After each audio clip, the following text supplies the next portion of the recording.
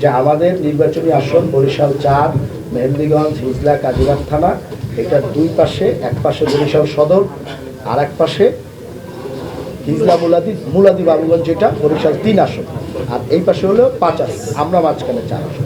আমরা প্রচারণার শেষে, প্রচারণায় বিভিন্ন মানুষ যায়, সেটা কোনো সমস্যা না, প্রচারণার শেষে দেখতে পাচ্ছি যে প্রচুর বাইরের লোক যারা ওই এলাকার ভোটার না, তারা এখানে ঢুকছে, এবং সেটা আজকে আরও ব্যাপক হারে ঢোকার সম্ভাবনার কথা আমরা শুনছি। এবং আমরা বিভিন্ন সূত্র থেকে জানতে পেরেছি যে আমরা পরিষ্কারভাবে বলেছি, যেহেতু বরিশাল সদর আসনে বাংলাদেশ জামাত ইসলামের কোনো প্রার্থী নেই, বরিশাল 3 আসন যেটা আমাদের ওই সাইডটা, সেখানেও তাদের কোনো প্রার্থী নেই, জোটের প্রার্থী আছে।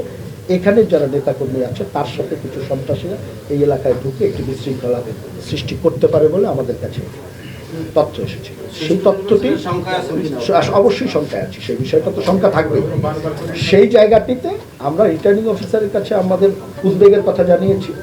আবার যেহেতু আপনাদের সাথেও দেখা হয় না, এই প্রচারণার কাজে ব্যস্ত থাকার কারণে আজকে এই জন্য একটু সালাম দিয়েছি, আপনারাও সাড়া দিয়েছেন, আপনাদের কাছেও আমাদের উদ্বেগের বিষয়টা জানিয়েছি। এবং রিটার্নিং অফিসার আমাদেরকে বলেছেন যে আমাদের আগেই তারাও এই তথ্য পেয়েছে এবং তারা এটার বিরুদ্ধে যথাযথ ব্যবস্থা গ্রহণ করবেন। পুলিশ প্রশাসন, সামরিক প্রশাসন যারা আছেন এবং সিভিল প্রশাসন যারা আছেন, সবাই মিলে এই বিষয়টা তারা সিরিয়াসলি দেখবেন, এই কথা বলে আমাদেরকে আশ্বস্ত করেছেন।